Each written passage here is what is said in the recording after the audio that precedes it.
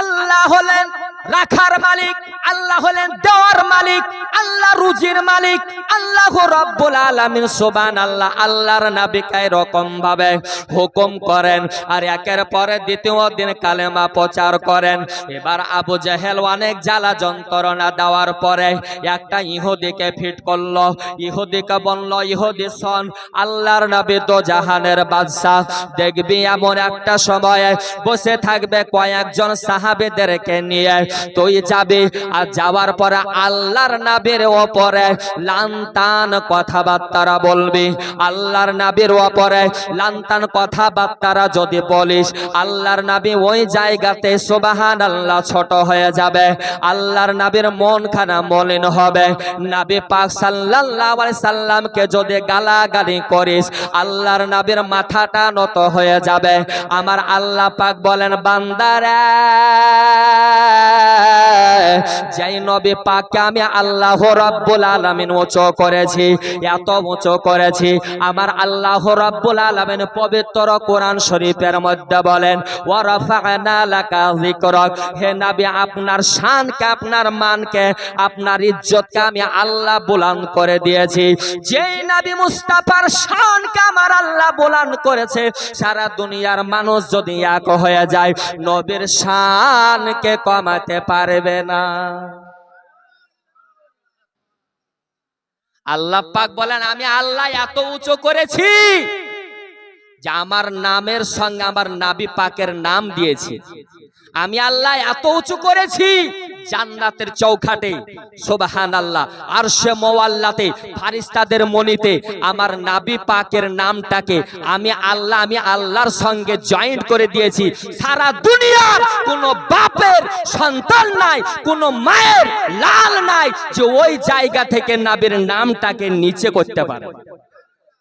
তাহলে আমার নবী পাকের শান কত উঁচু।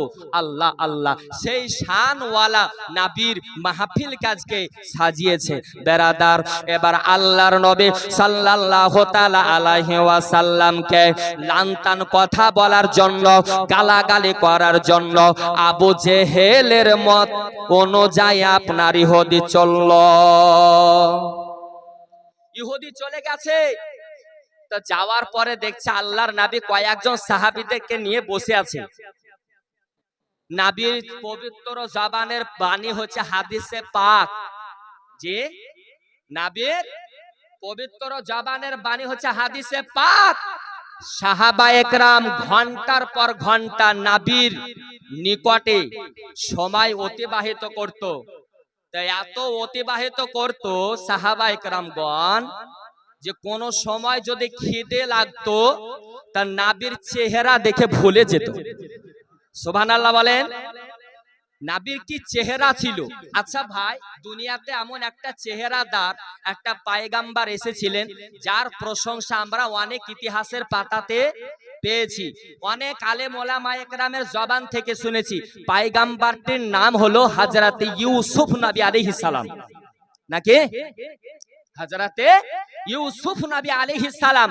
তো তিনার চেহারা কত সুন্দরময় ছিল, কত জ্যোতি ছিল, যে একদিকে ইউসুফ নবী আলাইহিস সালামের চেহারাকে দর্শন করাচ্ছে আর অপর দিকে হাতে আপেল কাটছে।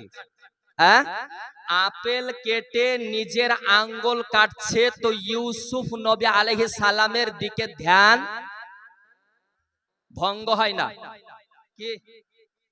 ঠিক না? ধ্যান ভঙ্গ নয়, চেহারাকে ভুলতে পারে না। হযরতে ইউসুফ নবী আলাইহিস সালামের চেহারাকে দেখে যদি হাতের আপেল কেটে আঙ্গুল কেটে দেয়, তাহলে ইউসুফ নবী আলাইহিস সালামের চেহারা ওই কারণে হয়েছে, যেই কারণটা হলো নবী পাকের নূর মোবারক। আল্লাহর নবীকে আমার আল্লাহ 4 ভাগের 1 ভাগ গোটাই দিয়ে করেছে, আর নবী পাকের নূর দিয়ে तमाम জাহানকে আমার আল্লাহ তৈরি করেছে। আল্লাহু আকবার, আল্লাহু আকবার। ইয়া রাসূলুল্লাহ, ইয়া রাসূলুল্লাহ। এই জন্য বলা হয় বেরাদার যে আউয়ালু মা খালাকাল্লাহু নূর, আমার নবী বলছেন আমাকে আল্লাহ তাবারাক ওয়া তাআলা সর্বপ্রথম নূর থেকে তৈরি করেছে প্রথম, আর আমি নবী মুস্তাফার নূর দিয়ে ওয়া কুল্লু খালাইকা মিন নূর, আর আমার নূর থেকে तमाम জাহানকে আল্লাহ তৈরি করেছে। বেরাদার, আল্লাহর নবীর সুবহানাল্লাহ নূর মোবারক দিয়ে তৈরি तमाम জাহান। হযরতে ইউসুফ নবী আলাইহিস সালামের চেহারা তৈরি। ইউসুফ নবী আলাইহিস সালামের চেহারা দেখে যদি আপেল কাটার পরে আঙ্গুল কেটে দেয় বলেন, তাহলে আল্লাহর নবীর চেহারা দেখলে কি হয়? কি হয়? বড় বড় সুবহানাল্লাহ কিতাব অনুযায়ী আলেম ওলামায়ে কেরামরা জানতে পেরেছেন যে হযরত ইউসুফ নবী আলাইহিস সালামের চেহারা দেখে আঙ্গুল শুধু আপনার কেটেছে, আর নবীর চেহারা দেখে সাহাবায়ে কেরামগণ নিজের সুবহানাল্লাহ শরীরে তীরের আপনার আঘাত নিয়েছে, কলিজাতে আপনার নিয়ে নিয়েছে বল্লমের আঘাত, তবু আল্লাহর নবীর চেহারাকে ভুলতে পারেনি। নবীর চেহারাকে দেখে একের পরে দ্বিতীয় জন ব্যক্তি জান দিয়ে দিয়েছে। নাও মদিনা মাওলা, ডেকে নাও মদিনা, জোরে বলেন, ডেকে নাও মদিনা মাওলা, ডেকে নাও মদিনা, আর পূরণ করে দাও আমার, আর পূরণ করে দাও আমার মনের বাসনা, ডেকে নাও মদিনা মাওলা, ডেকে নাও মদিনা।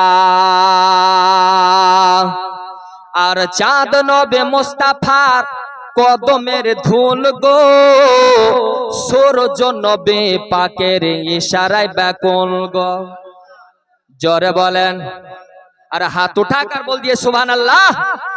আর চাঁদ নবী মুস্তাফার চরণের ধুল গো, আর সূরজ নবী পাকের ইশারায় ব্যাকুল গো, ইশারায় ব্যাকুল গো, ইশারায় ব্যাকুল গো।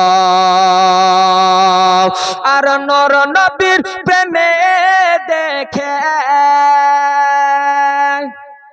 আর নূর নবীর প্রেমে দেখে সারা জামানা দিওয়ানা, ডেকে নাও মদিনা মাওলা, ডেকে নাও মদিনা।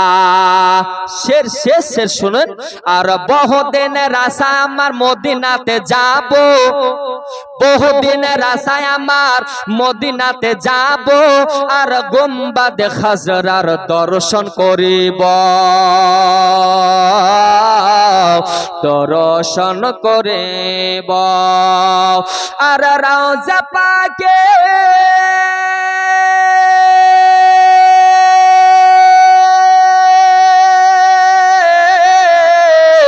আর রওজা পাকের জিয়ারতে গুনাহ যে থাকে না, ডেকে নাও মদিনা মাওলা, ডেকে নাও মদিনা।